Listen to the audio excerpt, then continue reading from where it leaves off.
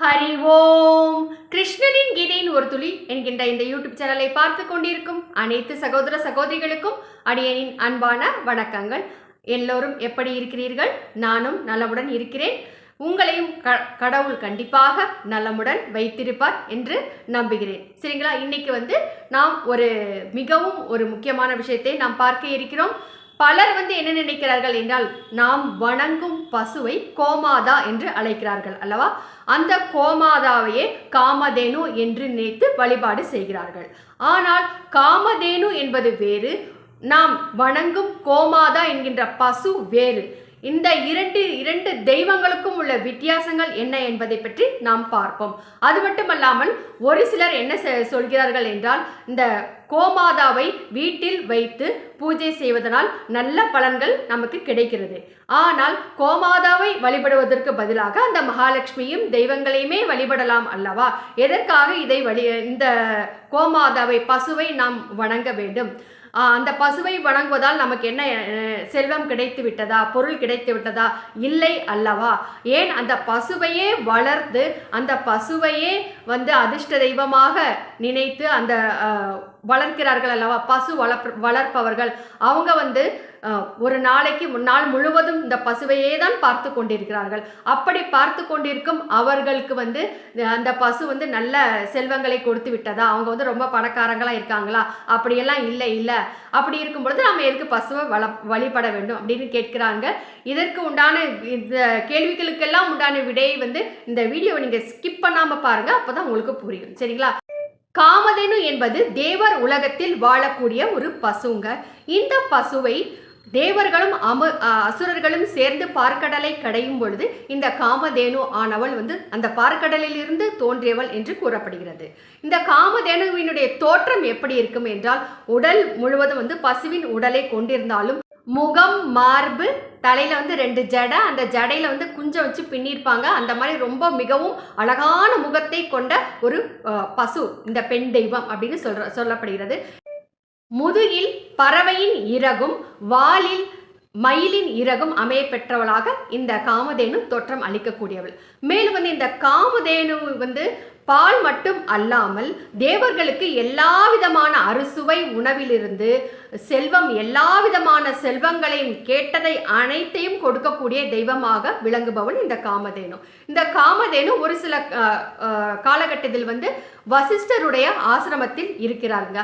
அப்படி இருக்கும் பொழுது வசிஷ்டரிடம் உள்ள காமதேனுவை அபகரித்து செல்வதற்காக விஸ்வாமித்திரர் பெரும் படையுடன் வருகிறார். அப்பொழுது காமதேனு தன்னுடைய சக்தியினால் பெரும் படை பலத்தை உருவாக்கி விஸ்வாமித்திரரின் படையை தோற்கச் செய்கிறார். அப்படிப்பட்ட சக்தி வாய்ந்தவள் காமதேனு. கேட்டவை அனைத்தையும் கொடுக்கக்கூடியதால் சுரபி என்று என்று மற்றொரு பெயரையும் கொண்டவள் அப்படின்னு சொல்லலாம். இவருக்கு நந்தினி மற்றும் பட்டி என்ற 2 பெண் பிள்ளைகள் இருப்பதாக கூறப்படுகிறதுங்க. அவ்வளவுதான். சரிங்களா? இதுதான் காமதேனு. இப்போ நாம் நம்முடைய பூலோகத்தில் வாழும் பசுவை பற்றி நாம் தெரிந்து கொள்ள வேண்டும் அல்லவா? பசுவை நம்முடைய முன்னோர்கள் தலைமுறையினராக தெய்வமாக மதித்து போற்றுகிறார்கள். அப்படிப்பட்ட பசுவின் உடல் முழுவதும் 30 முக்கோடி தேவர்கள் வாசம் செய்வதாக கூறப்படுகிறதுங்க. அந்த பசுவினுடைய முகத்தில், பசுன்னா என்ன, இப்ப ஜெர்சி பசு இருக்குல்ல, வருது இல்லையா? அந்த ஜெர்சி பசு கிடையாது, நாட்டு பசு மாடு. அந்த நாட்டு பசு மாடு தான் தெய்வமாக போற்றப்படக்கூடிய பசு. அந்த பசுவின் முகத்தில் சிவசக்தி வாசம் செய்கிறார்கள். கண்கள் சந்திரன் சூரியனாக இருக்கிறார்கள். கொம்புகளில் கங்கா தேவியும் யமுனையும் இருக்கிறார்கள். கொம்புகளின் நுனியில் காவேரி, கோதாவரி ஆகிய நதிகளும் வாசம் செய்கிறார்கள். கொம்புகளின் அடியில் நாராயணன் வாசம் செய்கிறார். இப்படியே இந்த பசுவின் உடல் முழுவதுமே மகாலட்சுமி தாயார், சரஸ்வதி, கலைவாணி, அது மட்டும் அல்லாமல் சப்த மாதர்கள், அஷ்ட வசுக்கள், மேலும் மருந்து கொடுக்கக்கூடிய தேவர்கள், அஸ்வினி தேவர்கள் அப்படின்னு சொல்றாங்க. அதுக்கு வாயு தேவர்கள், வருண தேவர்கள், இப்படி ருத்ரர்கள், அக்னி தேவர்கள், பூமாதேவி, சாக்கிய தேவர்கள், 18 ஆதித்யர்கள் என்று பல தேவர்கள், 30 முக்கோடி தேவர்கள், எல்லா தேவர்களும் ஒரே ஒரு ஜீவனிடம் வாசம் செய்கிறார்கள் என்றால் அது நாம் வணங்கும் பசுவினிடம்தான் வாசம் செய்கிறார்கள். அப்படிப்பட்ட பசுவை நாம் தெய்வமாக மதித்து போற்றுவதில் எந்தவித தவறுமே கிடையாது. ஒவ்வொருவரும் வீடு வாங்கி கிரகப்பிரவேசம் புதுமனை புகுவிழா செய்யும் பொழுது கன்றுடன் கூடிய பசுவை வீட்டிற்குள் முதலில் அழைத்து சென்று அந்த கன்றுடன் கூடிய பசுவிற்கு பூஜை செய்து அதற்கு பிறகு இந்த வீட்டில் ஹோம காரியங்கள் எல்லாம் செய்கிறார்கள். அது நமக்கு தெரிந்த விஷயமே. இப்படி ஒரு வீட்டின் முதலில் பசு எதற்காக அழைத்து செல்லப்படுகிறது? ஏன் மற்ற ஜீவன்களுக்கு இல்லாத பெருமை இந்த பசுவுக்கு இருக்கிறது என்றால் அந்த பசுவில் எல்லா விதமான தேவர்களும் வாசம் செய்வதால் தான் இருக்கிறது. இப்பொழுது அந்த பசுவின் மகத்துவம் என்ன என்று தெரிந்திருக்கும். ஆனால் அதே போல காமதேனு என்று சொல்லப்படும் பொழுது நாம் கோவில்கள் திருவிழாக்களில் உற்சவர்கள் இந்த ஊர்வலமாக அழைத்து வரப்படுவார்கள் அல்லவா? அப்படி அழைத்து வரப்படும் பொழுது ரிஷப வாகனம், கருட வாகனம், கஜ வாகனம், கஜ வாகனம்னா யானை வாகனம் என்று வரிசையாக வாகனங்களில் அமர வைத்து தெய்வங்களை அழைத்து வரும் பொழுது பல கோவில்களில் நீங்கள் பார்த்திருப்பீர்கள்.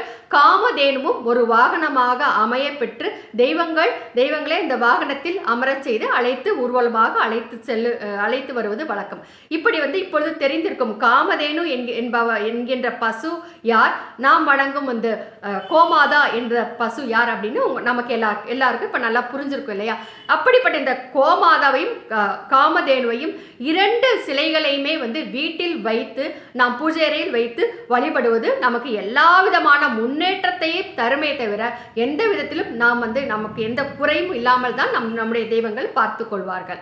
நாம் அதிர்ஷ்ட தெய்வங்களில் ஒரு தெய்வமாக நாம் இந்த கன்றுடன் கூடிய பசுவை நாம் வீட்டில் பூஜை அறையில் செய்து நம்ம விரைவில் வீடு வாங்க வேண்டும் என்று பிரார்த்தனை செய்து கொண்டு வழிபாடு செய்து கொண்டே வந்தால் கூடிய விரைவில் நம்மனால் நல்ல புது வீடு வாங்கி கட்டிட்டு போக முடியும். இது பல கோடி மக்களுடைய அனுபவத்திலிருந்து நாம் நிறைய பேர் அனுபவிச்சு தெரிஞ்சிருக்கும். நிறைய வீடுகளில் இந்த மாதிரி பூஜை செய்து அந்த புது வீடு வாங்கியிருப்பாங்க இல்லையா?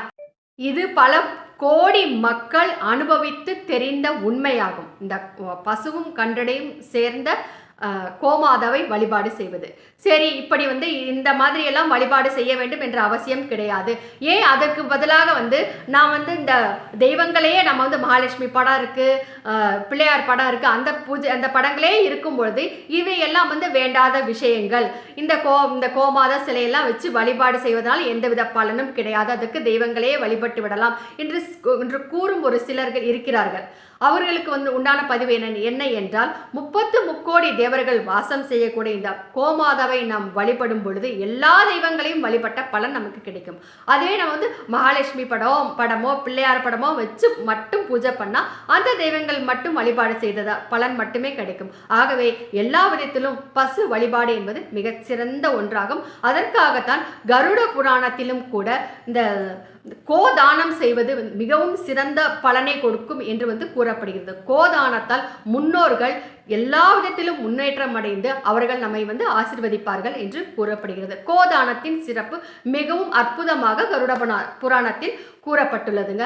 இப்படிப்பட்ட சரி, ஒரு சிலர் சொல்றாங்க பசுவையே தினமும் வளர்த்து அதை பாதுகாத்து வளர்க்கிறார்கள், அவங்கெல்லாம் பெரிய கோடீஸ்வரரா ஆயிட்டாங்களா? இல்லையே அப்படின்னு ரொம்ப பேர் சொல்றாங்க இல்லையா? அதற்கு உண்டான பதில் என்னவென்றால், நான் ஒரு கம்பெனி வச்சு நடத்துறோம்னு வச்சுக்கோங்களேன். அந்த கம்பெனியில ஒரு பாஸ் இருப்பாரு, அதுக்கு அப்புறம் சிஇஓ, அதுக்கப்புறம் மேனேஜர், அதுக்கப்புறம் ஸ்வீப்பர்ஸு, அதுக்கு கீழே கிளார்க்கு, இப்படி பலவித போஸ்டிங் எல்லாம் இருக்குது. அதுக்கப்புறம் அந்த அலுவலகத்தை சுத்தம் செய்யறதுக்கு அப்படின்னு கிளீனர்ஸ்லாம் இருப்பாங்க. இப்படி ஒரு அலுவலகத்திலேயே 4-5 விதமான வரைமுறையினர் இருக்கும் பொழுது நாம் ஒரு பசுவை வளர்ப்பவர் கோடீஸ்வரராக ஆகிவிட்டார் அப்படின்னு என்று வைத்துக் கொள்ளுங்கள். அவர் இந்த பசுவை குளிப்பாட்டி பால் கறந்து சாணி அள்ளி பண்ற எல்லா வேலையும் அவங்க பண்ணுவாங்களையா? பண்ண மாட்டாங்க. அதற்காகத்தான் அவர்களிடம் பொருட்செல்வம் என்பது குறைவாக இருந்தாலும் ஆனால் அவர்கள் மன நிறைவாக மன நிம்மதியாக மனதால் எல்லா செல்வங்களையும் அடையப்பட்டவர்களின் மகிழ்ச்சியை கொண்டு அவர்கள் நிம்மதியாக இருப்பார்கள். இதில் எந்த விதமான சந்தேகமும் இல்லை என்பதை ஒவ்வொருவரும் புரிந்து கொள்ள வேண்டும். ஏனென்றால் இறைவனும் படைக்கும் பொழுதே 4 வர்ணத்தவர்களாக இறைவன் நம்ம படைச்சிருக்கிறார். அதை பற்றி பகவத்கீதையில் மிகவும் அழகாக கூறியிருக்கிறாருங்க பகவான் கிருஷ்ணன். செல்வம் என்பது கையில் இருக்கும் பணம் காசை பொறுத்த விஷயம் அல்ல, மன நிறைவான, மன நிம்மதியான, சந்தோஷமான வாழ்க்கையை பொறுத்த விஷயம் என்பதை நாம் நினைவில் கொள்ள வேண்டும். இப்பொழுது நாம் கோமாதாவின் மகத்துவத்தையும் காமதேனுவின் மகத்துவத்தையும் நாம் தெரிந்து கொண்டோம். இது போன்ற பல விஷயங்களை நீங்கள் தெரிந்து கொள்ள அடியனுடைய இந்த சேனலை சப்ஸ்கிரைப் பண்ணுங்க. சேனல்ல கொஞ்சம் கமெண்ட்ஸ் போடுங்க. உங்களுக்கு தெரிஞ்ச ஃப்ரெண்ட்ஸ் ரிலேஷன்ஸுக்கு இந்த வீடியோவை ஷேர் பண்ணுங்க. நன்றி.